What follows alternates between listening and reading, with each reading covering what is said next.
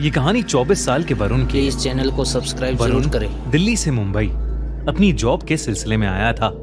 हालांकि उसे मुंबई की फास्ट लाइफ कुछ खास पसंद नहीं थी, पर वो अपने काम के लिए बहुत पैशनेट था। अपने करियर को एक नई सीढ़ी पर ले जाने के लिए वो कुछ समय के लिए मुंबई आया था। वरुण अक्सर अपने ऑफिस से लेट निकलता था, कभी कभी तो इतना लेट कि वो ऑफिस से निकलने वाला आखिरी इंसान होता था। ऐसी ही एक रात वरुण को ऑफिस में बैठे बैठे रात के 11 बज गए थे। वो अपना सामान पैक करके बिल्डिंग से बाहर निकला तो उसने देखा कि बहुत ही घमासान बारिश हो रही है। अब ना ही वरुण को कोई ऑटो रिक्शा मिल रहा था और ना ही कोई कैब।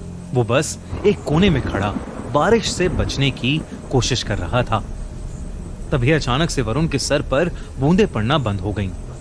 उसने सर उठाकर देखा तो उसके सर पर एक छाता था और वो छाता लिए उसके साथ ही एक आदमी खड़ा हुआ था। वरुण ने मुस्कुराकर उस आदमी को थैंक यू कहा, पर उस आदमी ने कुछ जवाब नहीं दिया। वो बस चुपचाप खड़ा रहा। वरुण ने फिर से उस आदमी से बात करने की कोशिश की। वरुण ने कहा, आपका बहुत बहुत शुक्रिया, आपके जैसे लोग बहुत ही कम मिलते हैं। इस पर उस आदमी ने कुछ सेकंड्स बाद अपनी चुप्पी तोड़ी और कहा, मेरा क्या है, मैं तो एक फकीर हूं। कल किसी और को मिला था, आज तुम्हें मिला हूं और कल किसी और को मिलूंगा। वरुण को उस आदमी की बात थोड़ी अजीब लगी। उसे लगा कि शायद वो आदमी नशे में है। वरुण तुरंत उसके छाते से निकलकर रोड पर चलने लगा, इस उम्मीद में कि शायद आगे उसे ऑटो मिल जाएगा। पर बारिश थी कि रुकने का नाम ही नहीं ले रही थी। बारिश में चलते चलते वरुण के पैर जैसे ही जमीन पर पड़ रहे थे तो एक आवाज आ रही थी, छपा। पर कुछ दूर चलते ही वरुण ने नोटिस किया कि वो आवाज अब 2 बार आने लगी थी। मतलब उसके कदमों की आवाज के अलावा एक और कदमों की आवाज, मानो कोई उसके पीछे पीछे ही चल रहा हो। वरुण ने मुड़कर पीछे देखा तो उसके पीछे कोई भी नहीं था। वरुण के लिए ये पूरा शहर ही नया था। उसे रास्तों का इतना अंदाजा नहीं था, पर क्योंकि उसका घर ऑफिस के पास ही था तो वो जैसे तैसे पैदल ही अपने घर पहुंच गया। उस रात वरुण का रूममेट भी फ्लैट पर नहीं था। कुछ दिनों के लिए वो अपने घर गया था। वरुण अक्सर ऑफिस से आकर ही सो जाता था, पर आज का दिन कुछ अलग था। बिस्तर पर लेटा हुआ वरुण सोने की जितनी भी कोशिश करता, उसे नींद आने का नाम ही नहीं ले रही थी। उसका फ्लैट बिल्डिंग के 6th फ्लोर पर था और बाहर चल रही तेज हवा और बारिश से उसके कमरे में लगी खिड़की जोर जोर से बज रही थी। आसमान में जोरों की बिजली भी कड़क रही थी। ऐसा लग रहा था कि कभी भी कोई बादल फट जाएगा। और इसी शोर की वजह से उसके लिए पूरा माहौल बहुत ही डरावना हो गया था। वरुण की सोने की नाकाम कोशिशों के बाद वो किचन से पानी लेने के लिए उठा, पर जैसे ही वरुण ने अपने पैर कमरे के फर्श पर रखे वो चौंक गया, क्योंकि वरुण के कमरे का फर्श गीला था। उसने उठकर ध्यान से देखा तो उसे पता चला कि कमरे की खिड़की थोड़ी खुली होने की वजह से पानी कमरे के अंदर आ गया था। वरुण तेजी से उस खिड़की को बंद करने गया और जैसे ही उसने खिड़की बंद की, खिड़की के कांच पर उसे एक हाथ दिखाई दिया। उस हाथ को देखकर वरुण की चीख निकल गई। 6th फ्लोर की खिड़की पर किसी का हाथ कैसे आ सकता था? वरुण डर के मारे अपने बिस्तर पर वापस चढ़ गया और उसकी आंखों के सामने वो हाथ वहां से गायब हो गया। वरुण को अब कुछ समझ नहीं आ रहा था। इससे पहले कि वो कुछ कर पाता, अचानक से फ्लैट की लाइट ही चली गई। वरुण ने अपने मुंबई के एक दोस्त को कॉल लगाने के लिए अपना फोन उठाया तो उसने देखा कि फोन को चार्जिंग पर लगाने के बावजूद उसका पूरा फोन डिस्चार्ज था, उसमें बैटरी ही नहीं थी। ये देखकर वरुण की हालत अब और खराब होने लगी थी। तभी उसे किचन से एक जोर से कांच टूटने की आवाज आई।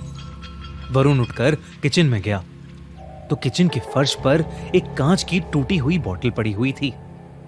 नजर घुमाकर देखने पर वरुण को किचन में एक काली बिल्ली दिखी। वरुण को लगा कि शायद वो बोतल उसी बिल्ली की वजह से टूटी थी।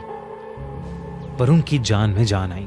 उसने खुद को समझाया कि इतनी तेज बारिश की रात में अकेले होने की वजह से वरुण को अजीब चीजें दिखाई दे रही हैं। उसने खुद को संभाला और किचन का कांच साफ करके अपने कमरे में वापस जाने लगा, पर वो नहीं जानता था कि उसके साथ अब क्या होने वाला था। जैसे ही वरुण अपने कमरे में वापस पहुंचा, उसकी रूह उसके शरीर से बाहर आ गई। उसके कमरे के कोने में वही आदमी खड़ा था जो उसे ऑफिस के नीचे छाते के साथ मिला था। वो आदमी बस वहां चुपचाप खड़ा हुआ था और उसके पूरे शरीर से पानी बह रहा था। बिजली कड़कने पर वरुण को उस आदमी का पूरा शरीर दिखा। उसकी चमड़ी पूरी तरह से नीली पड़ी थी। वरुण उसे देखकर सुन पड़ गया था। उसके मुंह से आवाज ही नहीं निकल रही थी। तभी उस आदमी ने अपनी चुप्पी तोड़ी और वरुण से कहा, मैं तो बस मदद करना चाहता था, पर मेरे साथ ऐसा क्यों हुआ? वरुण को कुछ भी समझ नहीं आ रहा था। इससे पहले कि वो कुछ बोलता, बहुत जोर से बिजली कड़की और वो आदमी अचानक से वरुण के बहुत करीब आ गया। उसका चेहरा बेहद डरावना था। अचानक उस आदमी का शरीर फूलने लगा, जैसे मानो उसके शरीर के अंदर कुछ भरा हुआ हो। तभी एकदम से वरुण के कमरे में पानी भरने लगा। चारों तरफ पानी ही पानी था। इससे पहले कि वरुण कुछ कर पाता, वो पानी में डूबने लगा। वरुण को सांस ही नहीं आ रही थी और वो पानी में डूबता जा रहा था। अगली सुबह जब वरुण का रूममेट घर आया तो उसने वरुण को फर्श पर गिरा हुआ पाया। उसने जैसे तैसे वरुण को उठाने की कोशिश की तो वरुण के मुंह से बहुत सारा पानी निकला, जैसे उसे किसी ने समुंदर से निकाला हो। वरुण होश में आया और उसने अपने रूममेट को पूरी बात बताई। जब वो डूब रहा था तो वरुण को एक सपना आया, मानो वो उस आदमी की जिंदगी को देख पा रहा था। उसने देखा कि एक ऐसी ही रात जब बहुत बारिश हो रही थी, वो आदमी ऑफिस से अपने घर जा रहा था। बारिश इतनी तेज थी कि जगह जगह पर बहुत पानी भर गया था।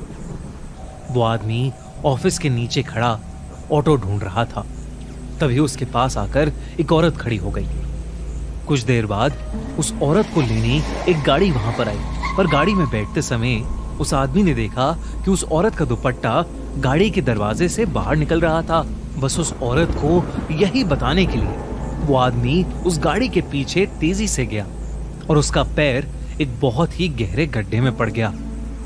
वो गड्ढा इतना गहरा था कि वो आदमी उसके अंदर डूबने लगा और इससे पहले कि कोई उसे बचा पाता, उसके लंग्स में पानी भर गया था और उसकी वहीं मौत हो गई। जब वरुण ने अपने ऑफिस के एरिया के पास जाकर लोगों से इस बारे में पूछा तो उसे पता चला कि कुछ साल पहले एक पतला बूढ़ा आदमी वहीं बारिश में गड्ढे में मर गया था। ये सुनकर वरुण का दिल दहल गया था। कल रात उसकी मुलाकात जिस आदमी से हुई थी वो वाकई उसी बूढ़े आदमी की आत्मा थी।